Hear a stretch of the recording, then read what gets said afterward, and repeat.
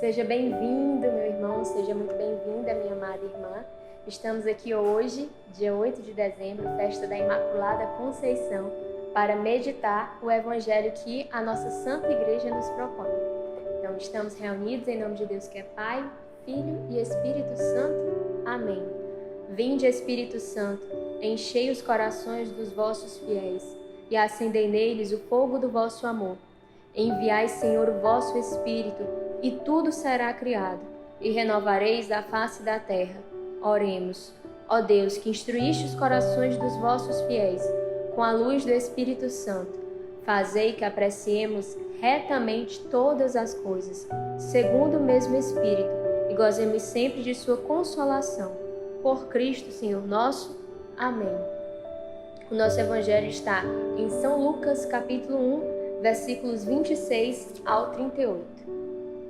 No 6º mês, o anjo Gabriel foi enviado por Deus a uma cidade da Galileia chamada Nazaré, a uma virgem desposada com um homem que se chamava José, da casa de Davi, e o nome da virgem era Maria.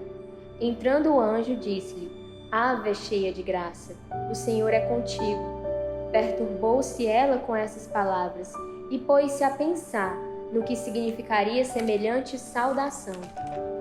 O anjo disse-lhe: Não temas, Maria, pois encontraste graça diante de Deus.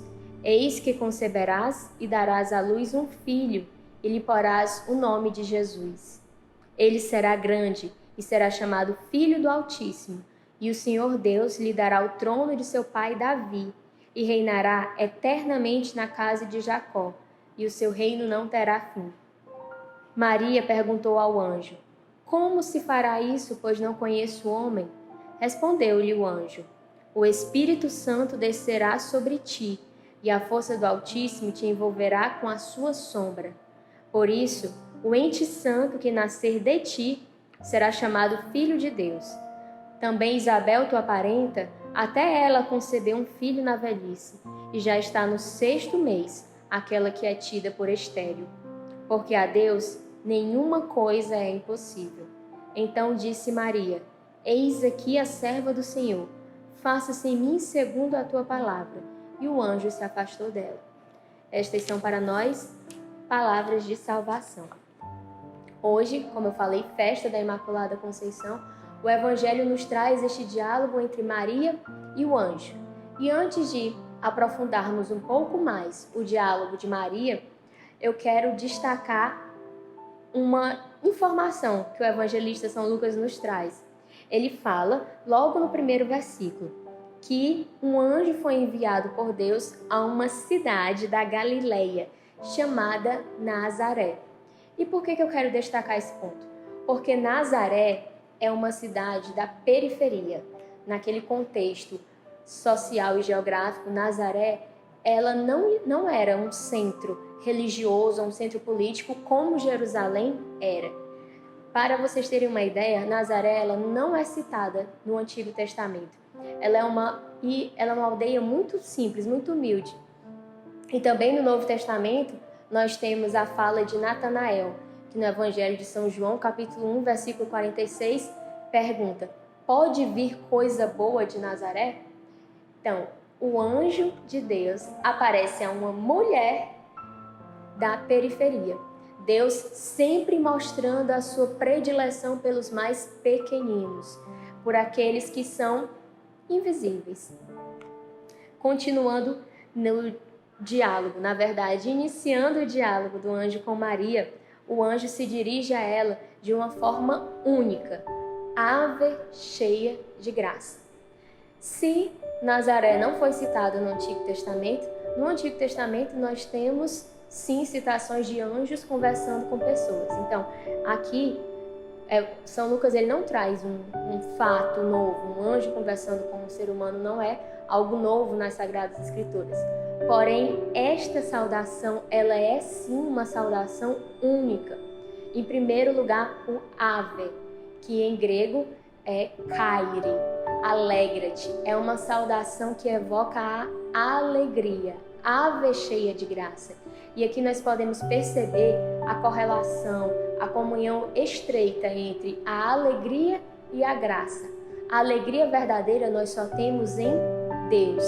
E quanto mais estamos em Deus, mais estamos cheios de graça e mais alegres nós somos. Então perceba que grandiosidade isso. Um anjo se dirigir a um ser humano e se dirige nessa saudação. Ave cheia de graça. Tu és alegre porque tu és cheia de graça. E por ser cheia de graça, tu és alegre. Uma alegria verdadeira, numa alegria que não passa, numa alegria que está fundamentada em Deus. E mesmo sendo essa pessoa com o coração totalmente em Deus, Maria se espantou com essa saudação, como o evangelista nos coloca aqui, que o coração dela se perturbou. E ela ficou a pensar o que significaria semelhante saudação. Mais na frente, também São Lucas irá nos falar que Maria guardava todas as coisas em seu coração. O que isso nos fala sobre Maria? O que nós precisamos aprender com a Virgem Maria a partir disso? Que nem tudo que Deus nos pede, que Deus nos anuncia, nós iremos entender, captar, compreender, alcançar de primeira. E está tudo bem. Está tudo bem se a gente não entende de primeira. Está tudo bem se o nosso coração no primeiro momento se perturba. Está tudo bem. O que nós não podemos é condicionar o nosso sim ao fato de entender. Eu quero entender o que Deus quer de mim. Eu quero entender o que Deus está me pedindo. E só depois que eu entender é que eu vou dar um passo. Não. Olhemos para a Virgem Maria. A tomemos como exemplo. Mesmo sem entender tudo, sem ter todas as respostas, ela se lançou. Ela disse a sua resposta, que nós, passando aqui, virando a página, encontramos. Mesmo sem compreender em toda a sua extensão o que significava isso, ela falou: como se fará isso, pois não conheço o homem? No versículo 34. Maria perguntou ao anjo: como se fará isso, pois não conheço o homem? Percebam que a pergunta de Maria não foi por quê? Por que eu? Também não foi para quê? Mas para quê? Para que nascer? E para que nascer de mim? A pergunta dela foi como. E ao perguntar como, implicitamente estava ali o seu sim. Já nessa pergunta estava o sim. Porque se ela queria saber o como, ela tinha o desejo de permitir que esse como acontecesse na vida dela. Ao olhar para essa pergunta de Maria, nós também aprendemos como nós devemos nos colocar diante de Deus, diante de situações que nós não compreendemos, sejam anúncios de alegria, sejam anúncios de tristeza, seja uma provação. A nossa pergunta não deve ser por quê, para quê, mas deve ser como. Senhor, eu estou vivendo um calvário. Como eu vou passar por ele? Me ajude. E não porque tu permitiu que eu esteja passando por esse calvário, ou para que o Senhor permitiu. O como. Se Deus te pede, por exemplo, que você viva uma experiência missionária, não pergunte também o porquê ou para quê, mas pergunte: Senhor, como? Como eu viverei essa experiência missionária? Mostra-me, ajuda-me, fica comigo, pois sem ti nada podemos fazer.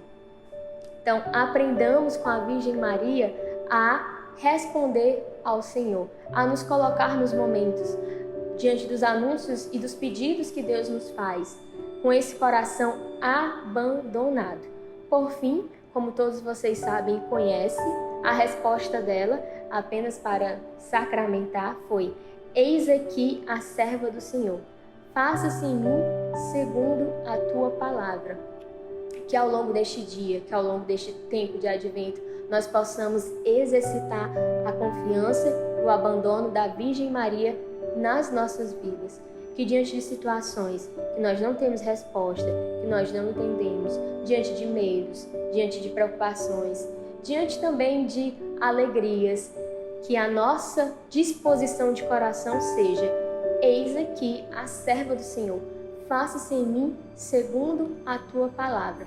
Peçamos a intercessão da Virgem Maria que ela nos ensine a termos um coração cada vez mais abandonado nas mãos de Deus.